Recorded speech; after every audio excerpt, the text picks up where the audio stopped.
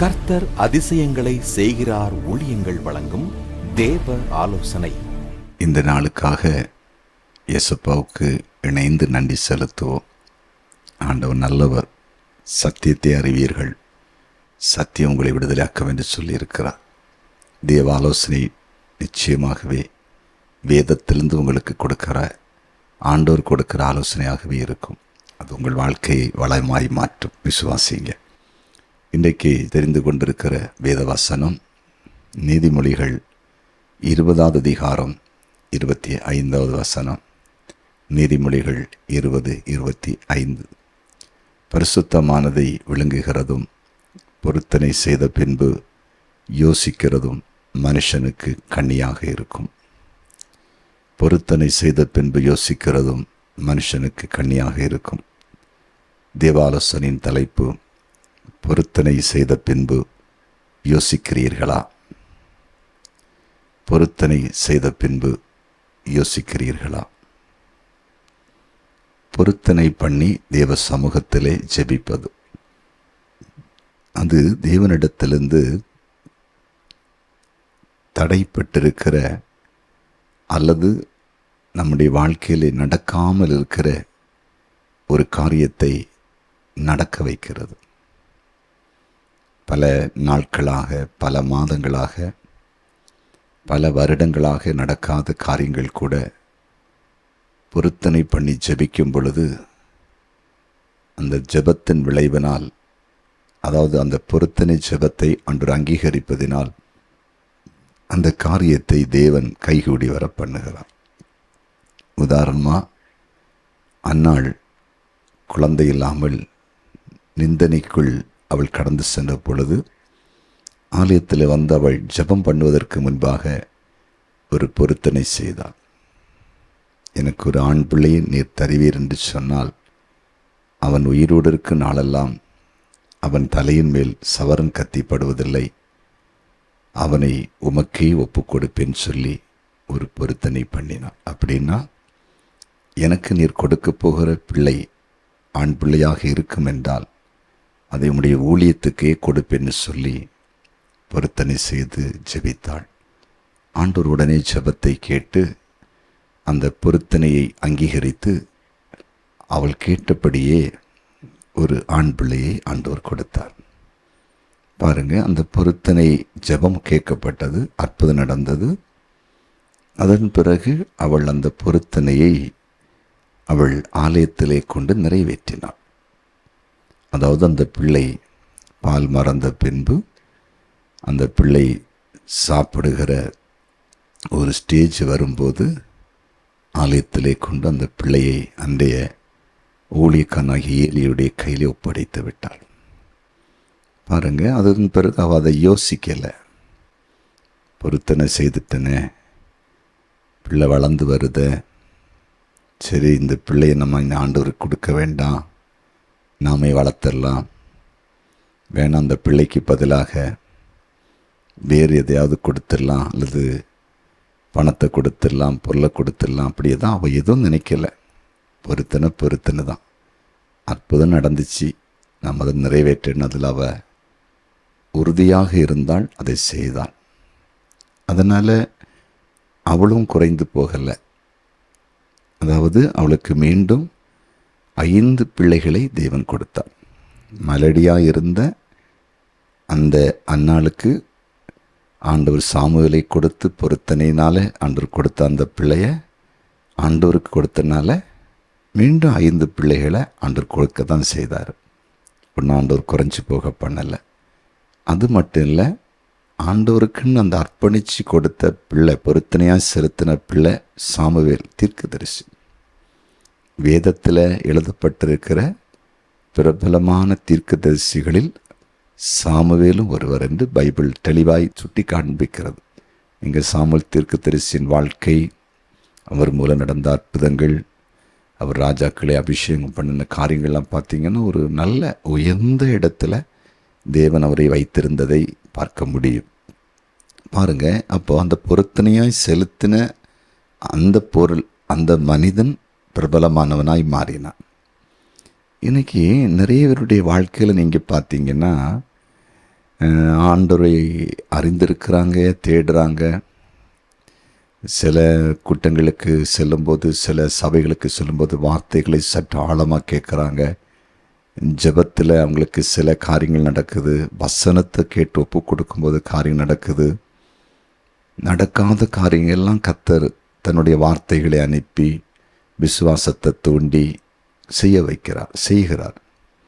ஆனால் சிலருடைய வாழ்க்கையில் இங்கே பார்த்தீங்கன்னா, இந்த கஷ்ட காலங்களில் சில காரியங்கள் நடக்காமல் இருக்கும்போது சில பொருத்தனைகள், தீர்மானங்களை பண்ணுவாங்க.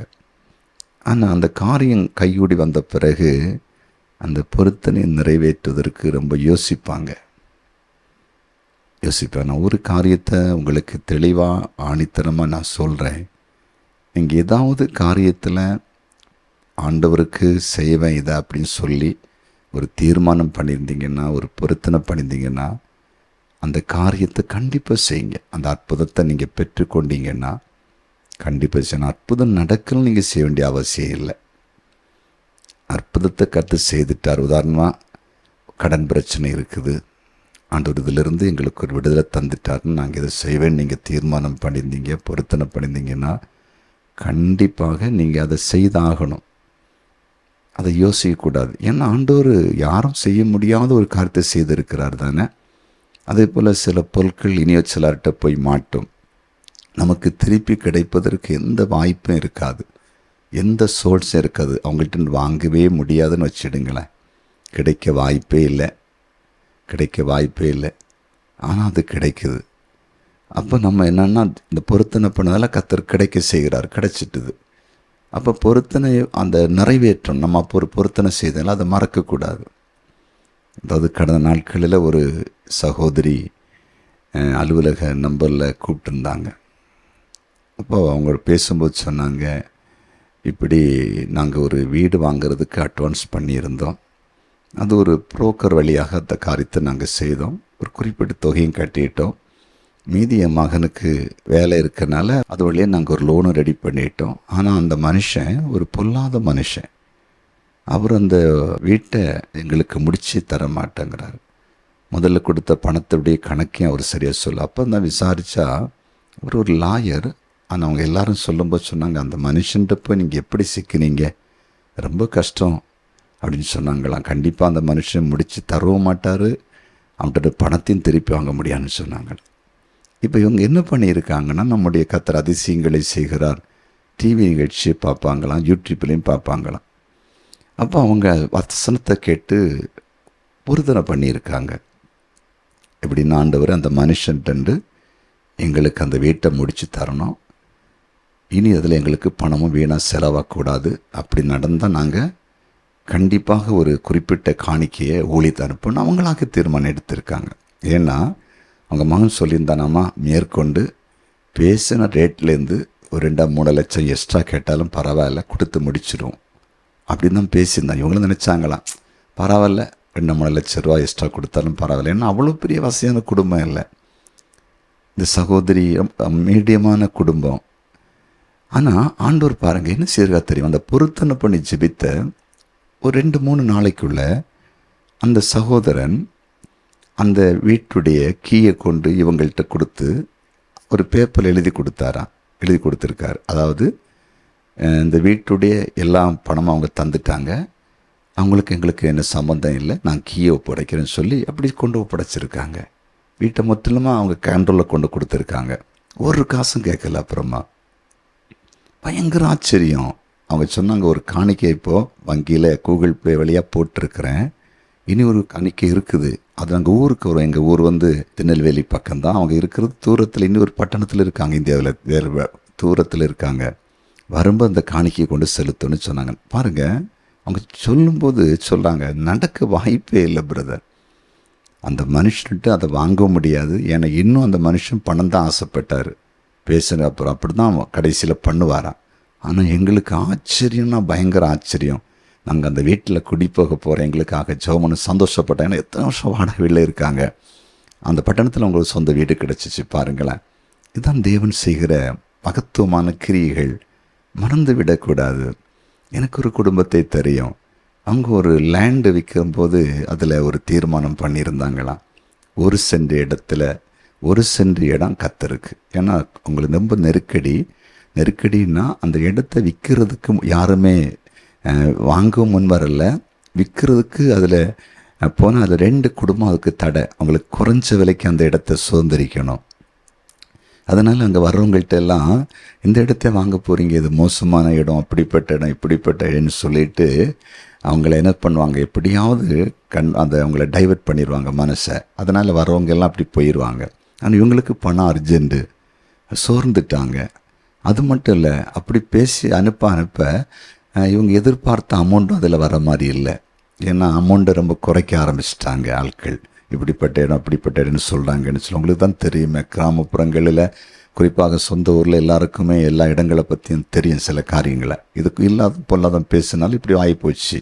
அப்போ இவங்க என்ன பண்ண, அவங்களே பொருத்தனை பண்ணி, ஆண்டவரே இந்த இடத்துல இருக்கல, அது எத்தனை லட்சம் வித்தாலும் சரி, ஒரு சென்ட் இடத்துடைய காசு நாங்கள் ஆண்டவருடைய ராஜ்யத்துக்காக ஊழியத்துக்கு கொடுப்போன்னு பொருத்தனை பண்ணினார். ஒரு 4 நாளைக்குள்ளாலேயே அந்த இடம் அட்வான்ஸ் ஆகி 1 மந்த்துக்குள்ளேயே அந்த இடம் டாக்குமெண்ட் முடியுது பாருங்கள். அந்த இடம் ஒரு சில லட்சம் போகுது சென்ட்.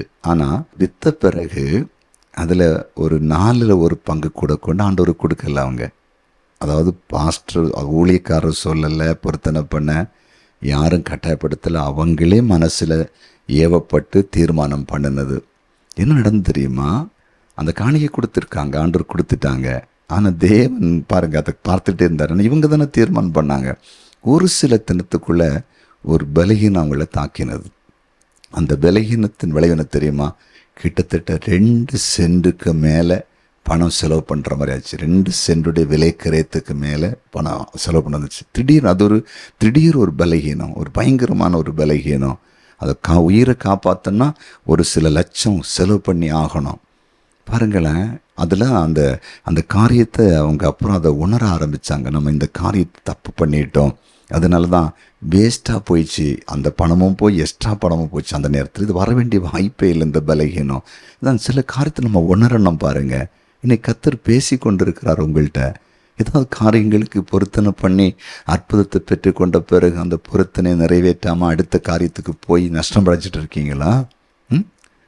நஷ்டம் அடைஞ்சிட்டு இருக்கிறீங்களா? ஆண்டவர் யாருன்னு உங்களுக்கு தெரியுமா? நம்ம ஆராதிக்கிற தேவன் ஒரு மனிதனா, இல்லை அவர் ஏதோ நமக்கு கூலிக்கு வேலை செய்கிறவரா, இல்லை நம்மிடத்தில் ஒரு வாங்கி சாப்பிட்ற ஆண்டவரா? சங்கீதம் 50 என்ன சொல்லியிருக்கிறார், எனக்கு பசியாக இருந்தால் உங்கள்கிட்ட ஒன்று நான் கேட்க மாட்டேன், எல்லாமே ஆகாயத்தில் பறக்கிற பறவைகள், காடுகளில் மலைகளை சுற்றி திரிகிற மிருகங்கள்லாம் என்னுடையவைகள். நான் பசியாக இருந்துச்சுன்னா, எனக்கு பசி இருந்துச்சுன்னா எனக்குள்ளே தானே எல்லாமே உலகத்தில் இருக்கிறதெல்லாம். நானே அதை பிடிப்பேன், நானே சாப்பிடுவேன். சரி, நான் அப்படிப்பட்ட தெய்வம் இல்லையே. நான் ஆண்டவர், உலகத்தை உண்டாக்குற ஆண்டவர். எதுக்கு நீங்கள் கொடுக்குற காணிக்கைகள் பொருத்தனைகள்லாம்? தேவராஜ்யத்துக்கு தான். தேவனுடைய ராஜ்யம், என்னுடைய ராஜ்யம் இந்த பூமியில் விசாலமாகிறதுக்கு செலவு பண்ணுறதுக்கு தான், வேற ஒன்றும் இல்லை. நம்ம எல்லாவற்றையும் பார்க்கிற தேவன், அதுதான் அவர் சொல்லிட்டு இருக்கிறார். புரிஞ்சிட்டிங்களா? அன்று உங்கள்கிட்ட பேசிகிட்டு இருக்கிறார். எப்படி இருக்கிறீங்க நீங்கள்? இங்கே தேவன் நல்ல சுவிசேஷம் சொல்கிற ஆளாக இருக்கலாம், ஊழியம் பண்ணலாம், அல்லது ஊழியங்களுக்கு காணிக்கை கொடுக்கலாம், அல்லது ஜெபிக்கலாம், சமுதாயத்தில் ஆண்டவர்கிட்ட இருக்கிற மாதிரி பேசிக்கொள்ளலாம், இருக்கட்டும். ஆனால் நீங்கள் பேசின வார்த்தை என்னாச்சுது? நீங்கள் பண்ண பொருத்தனை என்னாச்சுது? யோசிச்சு பாருங்கள்.